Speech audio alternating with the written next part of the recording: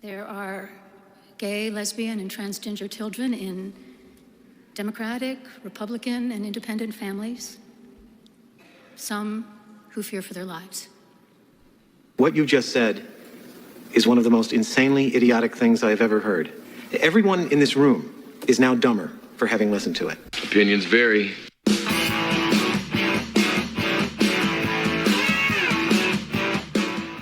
What's up, everybody? Welcome back to Opinions Varied. That's Opinions with an A. Please like, share, and subscribe. And only day two, technically day two, and the meltdowns and the insanity, it's already out of control. We have Elon Musk being accused of being a Yahtzee. We have the press going crazy over what Trump said he was going to do.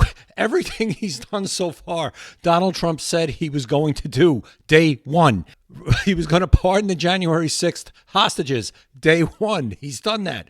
He was going to start mass deportations. The deportations have started. Day two, those have started. And now, because of executive orders relating to biological sex and things like that, we have a woke pastor going on a political rant during the National Prayer Service today. And whoever thought it was a good idea to have this particular pastor, who has a history of anti-Trump rhetoric, to do this sermon needs to be fired, because this was outrageous. There's no place for it in the church. The pulpit is not a place to preach politics. It is a place to preach about the Bible. And technically, if this woman read the Bible to its letter, she wouldn't be in that pulpit. But I digress. That's not for me to decide.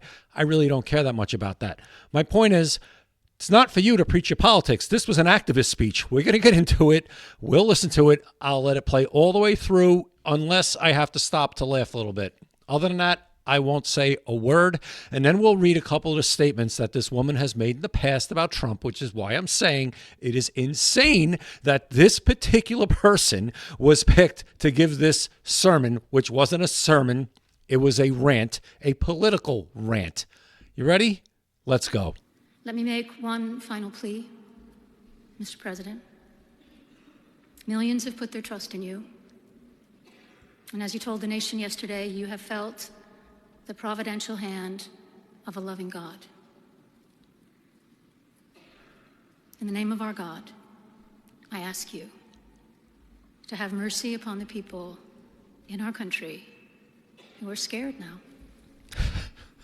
There are gay, lesbian, and transgender children in Democratic, Republican, and independent families. Some who fear for their lives. And the people who pick our crops and clean our office buildings, who labor in poultry farms and meat packing plants, who wash the dishes after we eat in restaurants and work the night shifts in hospitals, they may not be citizens or have the proper documentation. But the vast majority of immigrants. You see J.D. Vance in Trump's face? Oh my God. I mean, it's classic. Are not criminals. They pay taxes and are good neighbors. They are faithful members of our churches and mosques, synagogues, wadara, and temples. I ask you to have mercy, Mr. President, on those in our communities whose children fear that their parents will be taken away, and that you help those who are fleeing war zones and persecution in their own lands to find compassion and welcome here. Our God teaches us that we are to be merciful to the stranger, for we were all once strangers in this land. May God grant us the strength and courage to honor the dignity of every human being, to speak the truth to one another in love, and walk humbly with each other and our God for the good of all people in this nation and the world. Hey guys, if you're still watching, I really appreciate it. Please like, share, and subscribe. Hit the like button right now. Subscribe. I do one video a day at least. If I don't do one video, it's because of circumstances that were beyond my control and I couldn't get it done. But please like, share, and subscribe and help me grow this channel. I appreciate it. Oh boy. Anyway, you know, you laugh, but you laugh at the reactions of Trump, and Vance. Vance does not have a good poker face at all. And seeing J.D. Vance react like that, I like it, because it tells me J.D. Vance is the right guy for the MAGA movement to go forward, because he's not going to tolerate this nonsense. Nonsense. You don't get to go. And I hear people on the left, oh, what courage. That's not courage. You're standing in a crowded church behind the pulpit, and we'll call it the bully pulpit because that's what that was, right? You're standing up there knowing that there's no possible way that they can respond to you. And you're going on an unhinged and uninterrupted rant, a diatribe about your political beliefs. That's not what your job is. Now, if you wanted to, after or before the service, pull the president aside and say something to him, you have every right to do that. He could tell you to go kick rocks, or he could listen to you. Or listen to you and then tell you in his mind say, go kick rocks. But you don't get up there at the National Prayer Service where you know they can't respond to you and go on this rant. That's not courage. That's a coward. You're a coward because you know they had no way. They had no recourse.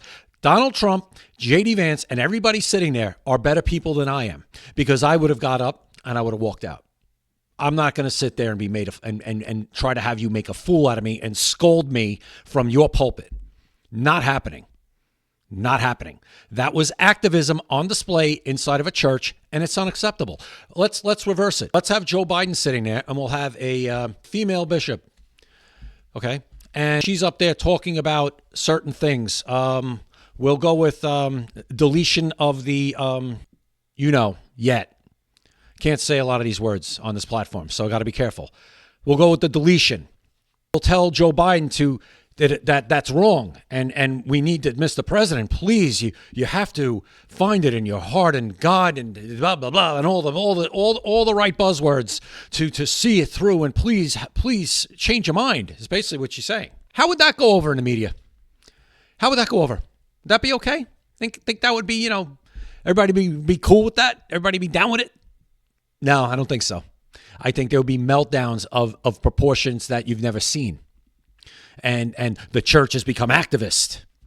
But this is an activist, and this will be fine. This will skate right on by. Let's read real quick a couple of the things that this woman has said, which is why I'm saying whoever allowed this to happen needs to find a new job. So we'll read a Breitbart article real quick. It talks about this incident that happened today, and it says, Marianne Budde has a history of attacking Trump after St. John's Episcopal Church, which is one of Budde's churches, was set ablaze during a Black Lives Matter protest in 2020. Trump walked over to the church and posed in front of it with his Bible. At the time, Budde expressed outrage over Trump, but not the fire that reportedly inflicted $20,000 in damages. In June 2020, she also told ABC News, I've given up speaking to President Trump, adding, we need to replace President Trump.